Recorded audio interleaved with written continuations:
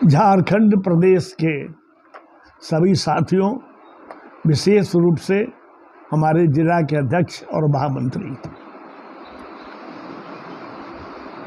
मैं बराबर टेलीफोन के माध्यम से या व्हाट्सएप ग्रुप में अपने सूचना और पत्र के माध्यम से और कभी कभी इस चैनल के माध्यम से अपनी बात आपके सामने रखता हूँ।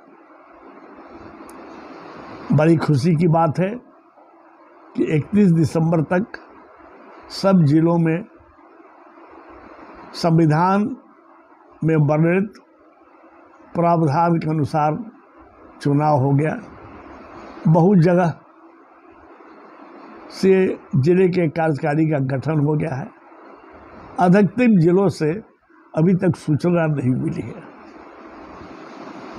1 अप्रैल से 5 वर्ष के लिए यह चुनाव है। मैंने पहले भी सभी जिलाध्यक्षों को यह अनुरोध किया था, पत्र के माध्यम से उसमें परफॉर्मा भी भेजा था कि आप लोग जिले में जितने काज थे उनका सर्वेक्षण कर पूरे परिवार के बारे में कितने लोग रहते हैं, कितने पढ़े लिखे, उनकी क्या समस्या है। जब तक समस्या नहीं जानिएगा आप समाधान नहीं निकाल सकते हैं। समाधान निकालने का मतलब हम सलाह दे सकते हैं, ऐसा करिए, इस तरह से करिए, लेकिन अफसोस है कि अभी तक कहीं से मुझे ये सूचना नहीं मिली है। 1 अप्रैल से 5 वर्ष के लिए है, इसलिए मैं आपसे निवेदन करना चाहता हूँ, कोई आदेश नहीं है मेरा, कि कम से कम 1 साल के लिए अल्पकालीन और 5 साल के लिए दीर्घकालीन योजना बनाइए। और योजना बहुत से प्रकोष्ठ से बहुत सा काम है, लेकिन महिलाओं के विकास के लिए, नवयुवकों को विकास के लिए, समाज कल्याण का मतलब कि कहीं कोई शादी ब्याह में तकलीफ हो, बीमार हो गया तकलीफ हो, पढ़ाई में तकलीफ हो, उसको जो कुछ हो सकता है, आर्थिक रूप से सहयोग हो या सलाह से सहयोग हो, ये मेरा धर्म बनता है काम करने के लिए। तो इस परिस्थिति में मेरा अनुरोध होगा कि इस महीने के आखिरी मार्च के आखिरी महीने में मैंने ये योजना बनाई थी कि 27 मार्च को रामगढ़ में हम अपनी पिछले सत्र की आखिरी बैठक कार्यकारिणी का करेंगे। और वहाँ के माननीय अध्यक्ष अरुण बाबू ने ये लिखित रूप से सूचना दी थी कि वे इसका आतिथ्य ग्रहण करेंगे। दुर्भाग्यवश 4 दिन पहले बाथरूम में गिर जाने से उनके पैर में कुछ चोट आई है और आज लिखित रूप से मेरे पास आया है कि हम 27 मार्च को नहीं कर सकते हैं, क्योंकि 3 मार्च से लेकर 1 महीने तक का उनको डॉक्टर ने रेस्ट बोला है। तो अभी वहाँ से सूचना मिली है कि 3 अप्रैल हो या 10 अप्रैल हो, किसी दिन आप बैठक कर लीजिए। मैंने सभी जिला अध्यक्षों को लिखा है और इस माध्यम से आपसे अनुरोध करना चाहते हैं कि 3 तारीख या 5 तारीख या 10 अप्रैल, 3 अप्रैल या 10 अप्रैल, कौन सा दिन आप चाहते हैं, लेकिन इसीलिए हमको 2 दिन के अंदर सोमवार तक आप व्हाट्सएप ग्रुप से हो, टेलीफोन से हो, हमको खबर करिए। चूँकि हमारी बाध्यता है कि 1 महीना पहले नोटिस देना है, उनको भी कितने आदमी जाएंगे उसकी व्यवस्था करनी है। हमको कुछ आपसे निवेदन करना है कि किन किन विषयों पर हम चर्चा करेंगे। इसलिए मेरा पहला निवेदन है कि कौन तारीख आपको सूट करता है, आप लोग भी कुछ बोलिए कि हम उस तरह से उनको सूचना करेंगे और उस तरह से आपसे अनुरोध करेंगे किन किन विषयों पर बात करनी है। मेरे ये कहने का मतलब ये है कि अमूमन जब बैठक होती है तो सभी जिला के अध्यक्ष कुछ न कुछ बोलते हैं, लेकिन ये 4 घंटे के बैठक में पॉसिबल नहीं है कि सारे जिला के अध्यक्ष, सारे हमारे राष्ट्रीय पदाधिकारी, उपाध्यक्ष कुछ अपनी बातें मौखिक रूप से रखें। इसलिए मैं आज से ही आपसे निवेदन करता हूँ, बाद में लिखित रूप से भी भेजेगा, कि आप अपने पिछले सत्र में क्या क्या उपलब्धियाँ हैं और अगले 5 साल के लिए, उसमें 1 साल के लिए और 5 साल के लिए क्या करना चाहते हैं, ये अवश्य हमको लिखित रूप से भेज दीजिए। चाहे पत्र के माध्यम से हो, व्हाट्सएप ग्रुप के माध्यम से हो, कि हम उस समय का उपयोग कर ही नहीं चाहते हैं कि सब आदमी उस पर भाषण दे, क्योंकि हर ऐसे भी व्हाट्सएप के माध्यम से पता चलते रहता है कि किस जिले में क्या काम हो रहा है। लेकिन हम 4 विषयों पर उसको ध्यान आकर्षित करेंगे कि समाज में नवयुवकों का कैसे विकास होगा, महिलाओं का कैसे विकास होगा, और समाज कल्याण का क्या क्या काम हम लोग कर सकते हैं। किसी को ब्लड की ज़रूरत हो, किसी को स्वास्थ्य सफाई की जरूरत हो, किसी को दवा की ज़रूरत हो, किसी को आकस्मिक रूप से कुछ पैसे की मदद की ज़रूरत हो, तो ये सारी चीज़ें के संबंध में क्या योजना बना रहे हैं। ये प्रकोष्ठ हर जिला में है, नहीं है तो बनाना है। और पूरे प्रदेश में एक जगह आज से 2 साल पहले समाज कल्याण कोष की स्थापना हुई थी। वो हजारीबाग जिला था, लेकिन उसमें कितना कोष है, कौन आदमी पैसा जमा, क्या हुआ, कुछ पता नहीं है। इसलिए कागज पर इसको मत बनाइएगा, जरूर उसमें सब लोगों की सहभागिता होना चाहिए कि जरूरत पड़े तो सामूहिक रूप से हम लोग मदद कर सकें। लेकिन सबसे ज़रूरत आज है कि राजनीति में हम लोग की सक्रियता होनी चाहिए। मुझे बहुत अफसोस होता है, आप लोग पढ़िए, सुनते होंगे टीवी में, अखबार के माध्यम से, डिबेट के माध्यम से, कि यूपी में बहुत घनघोर इलेक्शन हो रहा है। लेकिन जब कभी भी आता है, चाहे पेपर के माध्यम से हो, चाहे टीवी के माध्यम से हो, डिबेट के माध्यम से हो, कि इस कंस्टिट्यूंसी में इतने वो बिहार है, इतने राजपूत है, इतने ब्राह्मण हैं, इतने मुसलमान हैं, इतने यादव हैं, इतने राजभर हैं, इतने अति अनुसूचित जात के लोग हैं, लेकिन कहीं नहीं आता है इस कंस्टिट्यूंसी में कितने कास्ट हैं। मुझे पता है कि बनारस है, प्रयागराज है, लखनऊ है, वैसा जगह है, बरेली है, रामपुर है, जहाँ की कास्तों की अच्छी संख्या है। इसका मतलब कि हमारा पार्टिसिपेशन, हमारा जो उसमें प्रतिबद्धता है राजनीति में नहीं है। और जब तक राजनीति में प्रतिबद्धता नहीं होगी तब तक आगे हम नहीं बढ़ेंगे। मेरे कहने का ये मतलब नहीं है कि आप किसी पार्टी के सक्रिय सदस्य हो जाइए। मेरे कहने का मतलब है कि हर आदमी को राजनीति से जुड़ना होगा। और आजकल की डेमोक्रेसी में माथा गिराने से काम होता है, आपको बुद्धि का प्रचारक नहीं है। इसलिए हर आदमी को वोट देने का अधिकार है, वोट देने जाइए। जैसा मैंने पहले भी कहा है कि जैसे हर पॉलिटिकल पार्टी हर बूथ पर अपना कैंडिडेट, अपना आदमी रखती है, सक्रिय सदस्य रखती है कि वो पार्टी के लोगों को ले आकर वोट दे रहा है। उसी तरह हर बूथ पर कास्ट परवाह का आदमी रहना चाहिए जिसको वोट दे, लेकिन वो वोट देने जाए जरूर। अभी बात होती है कभी कभी कि हम लोग को राष्ट्रीय स्तर पर जो पार्टी उसको वोट देने चाहिए। मेरा तो कहना है कि ज़िले में इस प्रकोष्ठ को बहुत आप सक्रिय बनाइए, और जिसको वोट देना हो अगर आप कम है तो मैं मानता हूं कि हम किसी को जिता नहीं सकते हैं, लेकिन हरा सकते हैं। उससे कुछ बात करिए कि हमारे समाज का क्या कल्याण करना चाहते हैं, हमारी क्या परेशानियां हैं, हमारी क्या दिक्कतें हैं, हम क्या सोच रहे हैं, इसमें हमको क्या मदद करिएगा। ऐसा नहीं है कि हम कुछ लेन देन करके काम करें, लेकिन हमारे समाज के कल्याण के लिए, इसके बढ़ने के लिए, इसमें हर संभव सहायता के लिए जो पार्टी, जो आदमी आएंगे, बहुत जिला स्तर पर इसमें सोच समझ के अपने वोट का, आप अपने मत का प्रयोग करिए।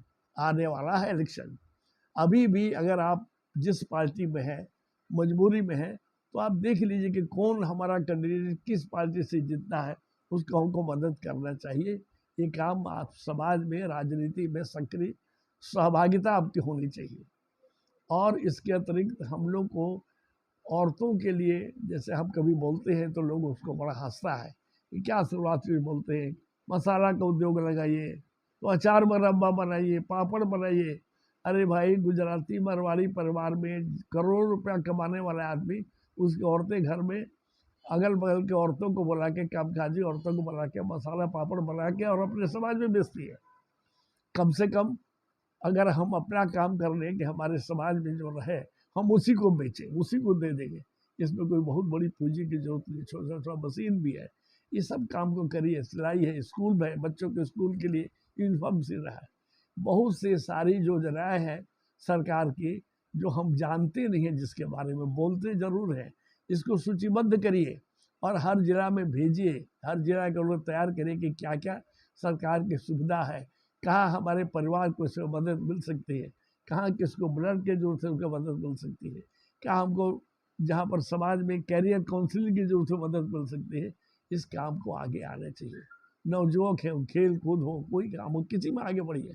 ये काम बहुत ज़रूरी है इसको काम करने के लिए। इसलिए मैं अगली बैठक में चाहूँगा कि 4 बिंदुओं पर आप तैयार होकर आइए और अपना 4 बिंदुओं पर समझ देंगे। जो आदमी चाहता है इस पर बोलना, उसकी क्या क्या सोचता है कि इससे समाज पर जो होगा, उसको समझ देंगे, वो बोलिए। हो सकता है उसके फॉलो पे चिंतन बैठक करके, छोटा छोटा ग्रुप बनाएंगे, चिंतन बैठक करिए कि हमारे राजनीति में कैसे होगा, हमारे शिक्षा में कैसे होगा, स्वास्थ्य में कैसे आगे बढ़ेंगे, व्यवसाय में कैसे आगे बढ़ेंगे, उद्योग में कैसे आगे बढ़ेंगे। इसके लिए कमेटी बनाइए, सोचिए, समझिए, आगे बढ़िए। ये बहुत ज़रूरी काम है। और मेरा एक अनुरोध है, इस महीने में होली के पहले हम जरूर ट्रेनिंग का प्रोग्राम वर्चुअल मीटिंग के साथ करेंगे। पॉसिबल नहीं हो रहा है कि हम कहीं कहीं पर जहाँ जहाँ केंद्र खोले वहाँ जाएं, तो एक बैठक हमारी होगी जिसमें प्रत्येक जिले के जितने पदाधिकारी हैं, प्रेसिडेंट है, सेक्रेटरी है, ट्रेजरर है, कार्यालय सचिव है, उनको ट्रेनिंग होगी। उसको 2 घंटे का प्रोग्राम रखेंगे कि हमारे जो लोग हैं, जो जानकार हमारे जो लोग हैं, उसको उनको बताएंगे। और दूसरी जो ट्रेनिंग होगी जो होली के बाद, उसमें होगा विभिन्न प्रकोष्ठों का क्या दायित्व है, क्या होना चाहिए, कैसे प्रकोष्ठ इन्वॉल्व करके काम करेंगे। छोटी बात है, अगर संविधान पढ़िए तो 16 आदमी आप इलेक्टेड बनी है और आपको 31 आदमी 51 आदमी का आपको बनाने हैं कार्यकारिणी, जैसा आप का पॉपुलेशन हो। तो आप ये देखिए कि साहब एक जगह तो 31 आदमी अगर बना और आपके यहाँ उस जिले में 100 आदमी 150 आदमी बनते हैं, उस तरह से जो विभिन्न मोहल्ला है या जो जिले से दूर जगह है, वहाँ उप समिति बनाना है। उप समिति में भी 10 आदमी होगा। आपका प्रकोष्ठ बनता है जिला में, उसमें 10 आदमी ऑफिस बेरर होंगे। तब एक जिले में अगर जो 13-14 प्रकोष्ठ बना तो 140 आदमी वैसे हो गए और 51 आदमी या 31 आदमी है, 200-250 आदमी का इन्वॉल्वमेंट होगा। वो कभी भी ब्रेन स्टॉर्मिंग सोचेंगे, बात करेंगे, तब कुछ न कुछ आपके सामने दिमाग में बात आ जाएगी हमको क्या करना है। हम जोड़ ही नहीं रहे हैं, हमारे जिला में प्रकोष्ठ ही नहीं बन रहा है। और प्रकोष्ठ जी मैंने आप हमारे सक्षम अधिकारी एक आदमी को हमने बिरजू बाबू को दिया है कि आप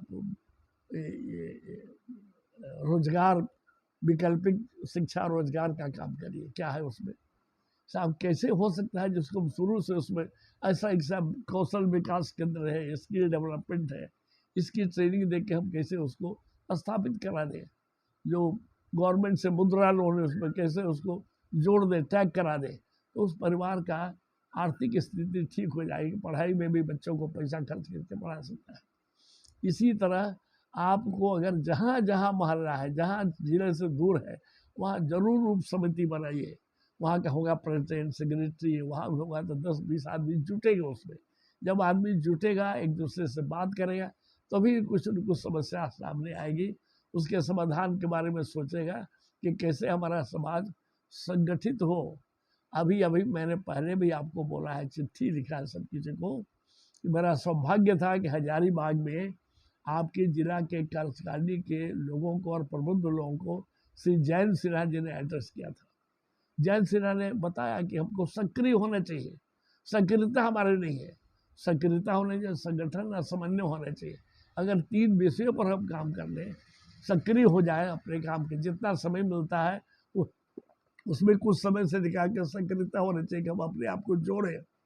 महिला है तो महिला जोड़े, जो डॉक्टर है, वकील हो, सबको जोड़ के एक साथ संगठित करके उसकी समस्याओं को समझे, उनको मदद करें। तब आपका संगठन मजबूत होगा और समन्वय आपस में बना रहेगा। अदरवाइज हम समझते हैं कि हमारे विकास में कुछ न कुछ कमी आती रहेगी। और मैं तो प्रदेश का अध्यक्ष हूँ, हम भी किसी जिले में हैं तो हम जिले के सदस्य हैं, तो हम कुछ कर नहीं कर सकते हैं। हम तो सलाह ही दे सकते हैं आपको, जो एक आचरण का संविधान बना हुआ है उसके अनुसार काम करिए। उसमें निरंतरता रहनी चाहिए, उसमें पारदर्शिता रहनी चाहिए। अगर ये काम करते रहिएगा, ज़्यादा से ज़्यादा जोड़िएगा, तो फर्का भी होगा, तभी हम कुछ लक्ष्य की प्राप्ति में आगे बढ़ सकेंगे। अब अगले दफ़े हम किस दिन ट्रेनिंग का प्रोग्राम होगा अध्यक्ष पदाधिकारियों का, और किस दिन प्रोग्राम होगा वर्चुअल ट्रेनिंग का प्रोग्राम अपने प्रकोष्ठ के उसको आपको सूचित करेंगे। लेकिन तो वर्चुअल से नहीं होगा, हमने जो 5 केंद्र बनाया है, एक केंद्र होगा आपको दुमका, एक केंद्र जमशेदपुर, एक केंद्र है आपको रांची, एक केंद्र है हजारीबाग, एक है आपको डाल्टनगंज। ये कंटिन्यूस इसमें कुछ न कुछ ट्रेनिंग का प्रोग्राम हम लोग करेंगे। हमारे जो पदाधिकारी हैं, हमारे प्रबंध समिति के सदस्य इस पर काम कर रहे हैं। इंटेंसिव मीटिंग ट्रेनिंग होगा, उसमें लोग आएंगे, लोग जाएगा, बात करेगा, तो ज़्यादा कुछ प्रतिफल होगा। लेकिन इसके लिए हम देर नहीं करना चाहते हैं। इस महीने में ही हम 2 वर्चुअल मीटिंग कर लोगों को समझा देंगे। मिलने से ज़्यादा फायदा होता है, काम करने से होता है। मैंने आपको इस माध्यम से रिक्वेस्ट कर रहा हूँ कि ज़रूर आप योजना के बारे में हमको जब तिथि तय होती है 3 अप्रैल या 10 अप्रैल, उसके 7 दिन के अंदर में भेजें कि हम एक कंसोलिडेटेड रिपोर्ट बनाएं, और उसमें हम बोलें कि किस विषय पर आप भी लिखिएगा कि हम इस विषय पर अपना बात रखना चाहते हैं। सारे विषयों पर बात रखने से कोई फल नहीं आता है। तो इसके लिए पहले आगाह करना चाहते, तैयार हो जाइए और काम करिए, फिर सूचना हम आपको भेजेंगे। रहने की, खाने की जो व्यवस्था होगी, बहुत दूर को लोग आएंगे तो हो सकता है कि इसको रहना पड़े। नज़दीक के आएंगे तो 9 बजे से लेकर के 4 बजे 5 बजे तक चले जाएंगे, और दूर रहें उसकी व्यवस्था के लिए तैयार है हमारे रामगढ़ के लोग। कि जब तय हो जाती है डेट, तो तिथि जाएगी, आप कैसे आइएगा, आपको रात को रहने की ज़रूरत है तो उनको आप खबर करिएगा, इंतजाम करेंगे। और सारी व्यवस्था से हम समझते हैं कि बड़ी अच्छी मीटिंग होगी, वहाँ के लोग बहुत उत्सुक हैं, और इससे प्रेम भाईचारा बढ़ेगा, सक्रियता आएगी, तो संगठन मजबूत होगा, अच्छा समझ में होगा। उज्जवल भविष्य की कामनाओं के साथ आपका एक श्रीवास्तव।